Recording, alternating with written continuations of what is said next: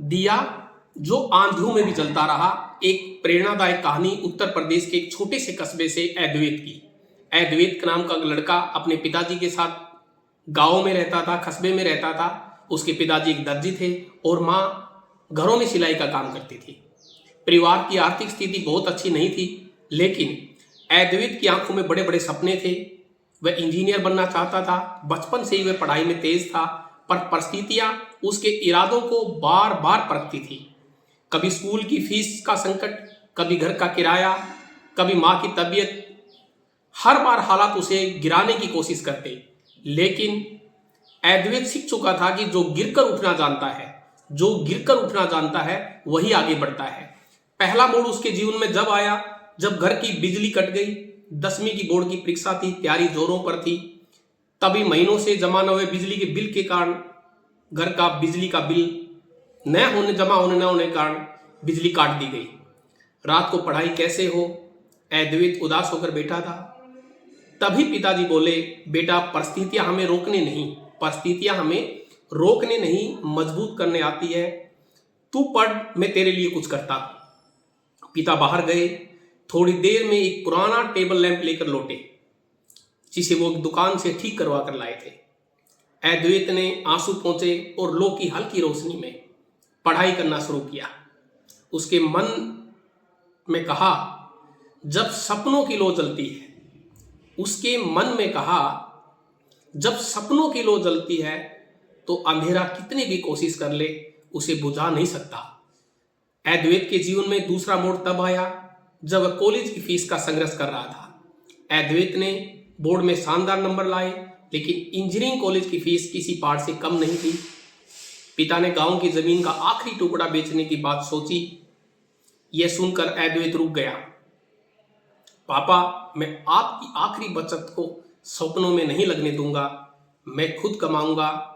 अद्वैत दिन में कोचिंग पढ़ता, रात में प्रिंटिंग प्रेस में काम करता और 4 घंटे की नींद, थकावट और लगातार भागदौड़ पर उसने कभी हार नहीं मानी। धीरे धीरे वह फीस जमा करने लगा और आखिरकार कॉलेज में एडमिशन लिया। उनके जीवन में तीसरा मोड़ जब आया, जब वो असफलताओं से लड़ाई लड़ रहा था। कॉलेज पहुंचकर अद्वैत ने देखा कि बाकी बच्चों के पास लैपटॉप या अन्य लेटेस्ट गैजेट्स, उनके पास अन्य सुख सुविधाएं उपलब्ध थी। वह शुरुआत में खुद को छोटा समझने लगा। एक दिन उसकी मुलाकात प्रोफेसर वर्मा से हुई। उन्होंने पूछा, तुम इतने चुप क्यों रहते हो बेटा? अद्वैत ने कहा, सर मेरे पास बहुत कम है। इसलिए प्रोफेसर मुस्कुराए। बेटा, जहाज हमेशा गहरे पानी में चलते हैं, उथले पानी में केवल कागज की नाव तैरती है। यह सुनकर अद्वैत के अंदर नई ऊर्जा आई। उसने कोचिंग में कोडिंग सीखना शुरू किया। रात भर लाइब्रेरी में बैठकर उसकी मेहनत रंग लाई और अंतिम वर्ष में उसने एक बड़ी कंपनी में इंटर्नशिप मिल गई। उनके जीवन में अंतिम मोड़ तब आया जब इंटर्नशिप के दौरान अद्वैत ने एक ऐसी ऐप बनाई जो छोटे दुकानदारों को ऑनलाइन पेमेंट, स्टॉक मैनेजमेंट में मदद करती थी। कंपनी को उसका आइडिया इतना पसंद आया कि उन्होंने उसे नौकरी की ऑफर दे दी और उसकी ऐप को खरीदने का प्रस्ताव भी रखा। अद्वैत ने खुशी से यह खबर अपने माता पिता को बताई। पिता ने बेटे को गले लगाते हुए कहा, बेटा तेरी मेहनत ने हमारे घर की हर अंधियारी शाम को जीत लिया। अद्वैत मुस्कुराया और बोला, पापा ये जीत सिर्फ मेरी नहीं, उस छोटे से दिए की है जो उस रात आपने जलाया था।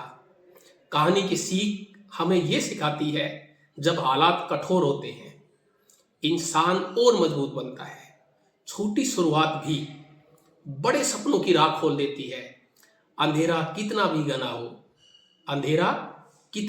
हो, एक छोटा सा दिया भी उम्मीद जगा सकता है। दुनिया वही बदलते हैं जो खुद बदलने की हिम्मत रखते हैं। उम्मीद एवं आशा व्यक्त करता हूँ ये प्रेरणादायक कहानी आपको पसंद आई होगी। आप इस कहानी को ज़्यादा से ज़्यादा शेयर सर्कुलेट करें ताकि ज़्यादा से ज़्यादा बच्चों को मोटिवेशन मिल सके और वो अंधकार से प्रकाश की तरफ अग्रसित होकर अपने जीवन और अपने भविष्य को सुनहरा बना सके। अगर आपको ये कहानी पसंद आई है तो आप प्लीज़ इसे लाइक ज़रूर करें और लाइक करने के बाद यूट्यूब का हमारा जो बेल आइकन है उसे प्रेस करना ना भूलें।